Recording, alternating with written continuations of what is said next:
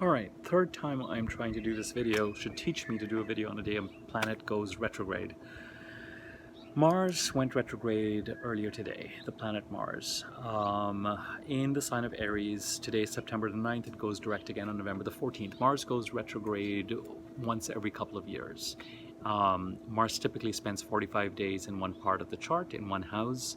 And this year it's spending 6 months in one part of the chart because it's gone almost all the way through Aries so far since the end of June, and now it goes retrograde, and then November 14th it's going to go direct again, and then through into Taurus on January the 6th of 2021.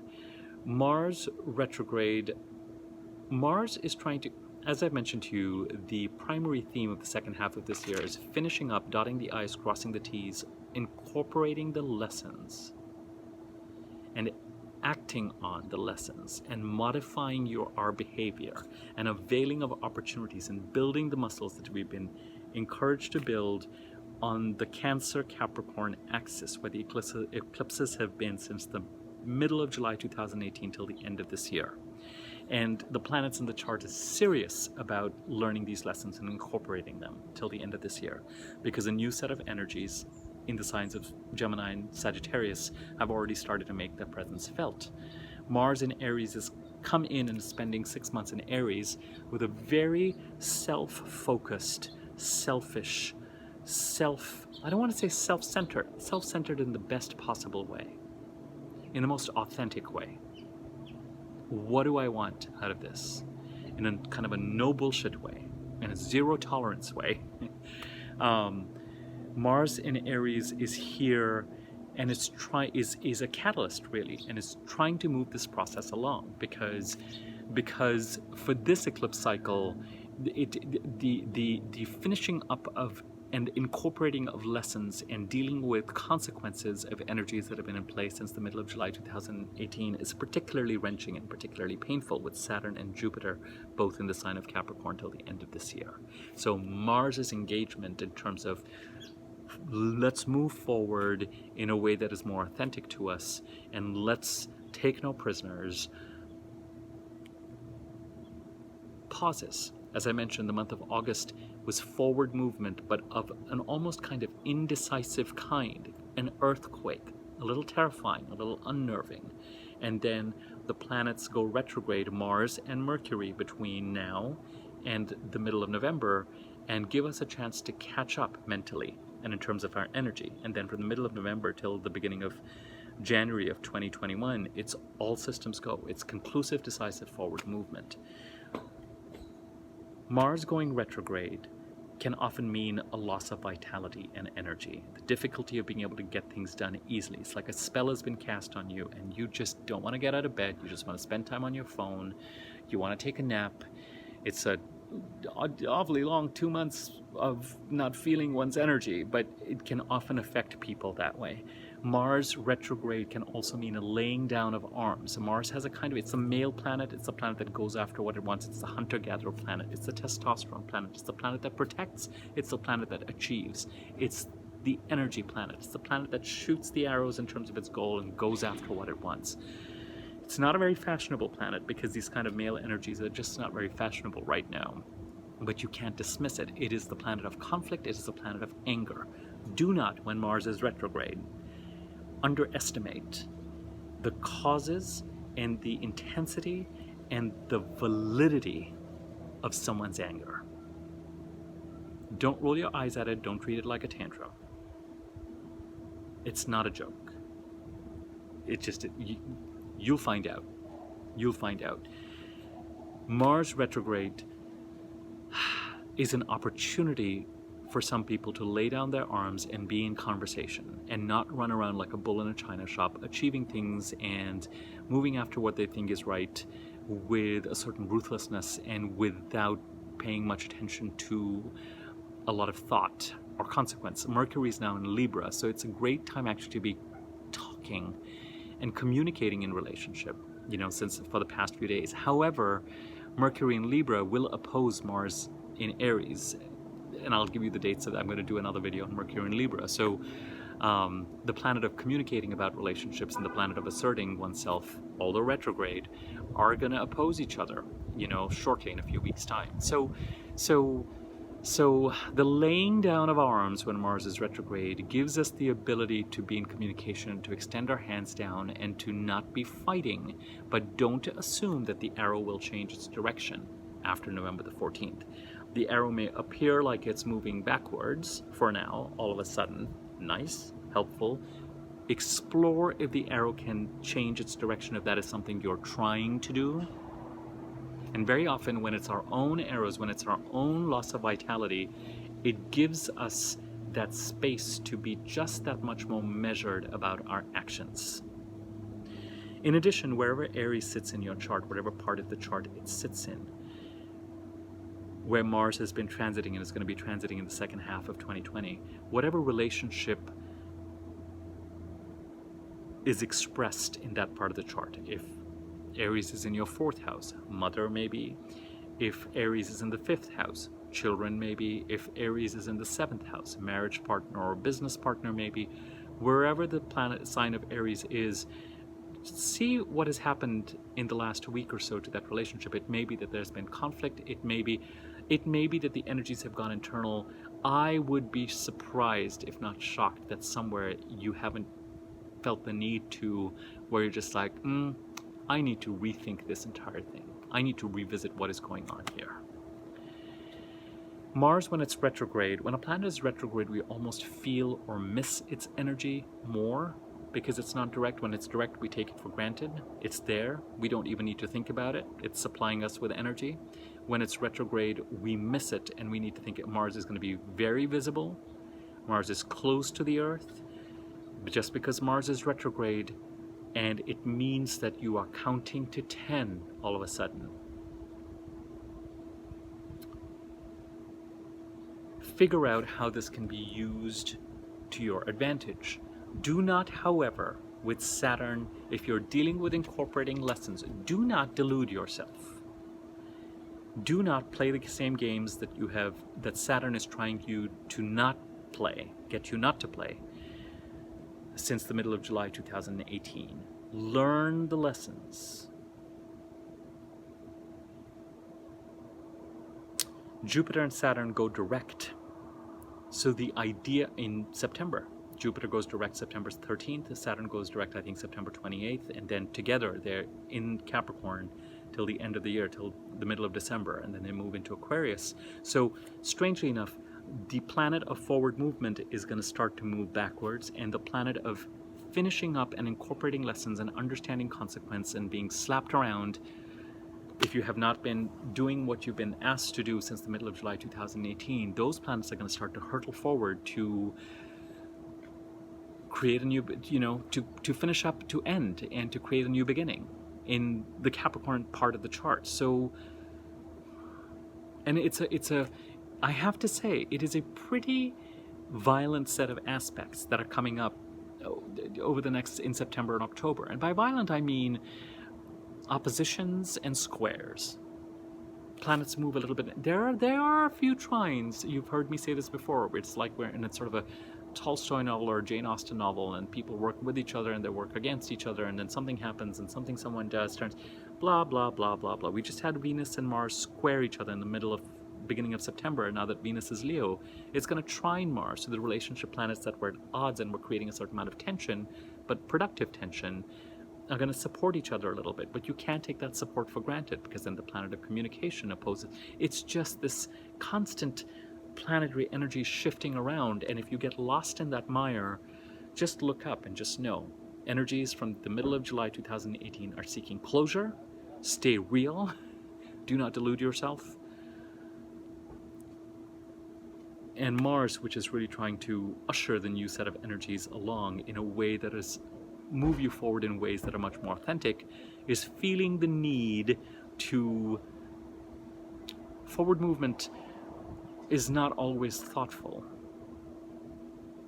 This is giving you the ability or the desire to count to 10 before you start moving forward again. If you have Mars retrograde in your birth chart, it could be that on a day-to-day basis, you have a kind of a twisted way of getting things done, a strange, a bizarre way of getting things done to others. In Hindi, Punjabi, we have a word putta, putte kam kar deo.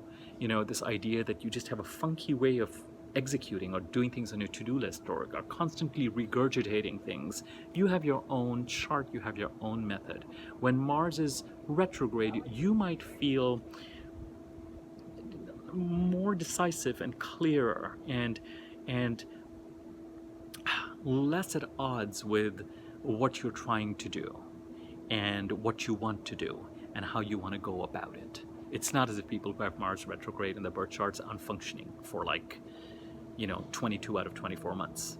So they're certainly functioning and they can be productive, but the idea of productivity is just somehow wrenching for them in a way that it isn't for others, I find.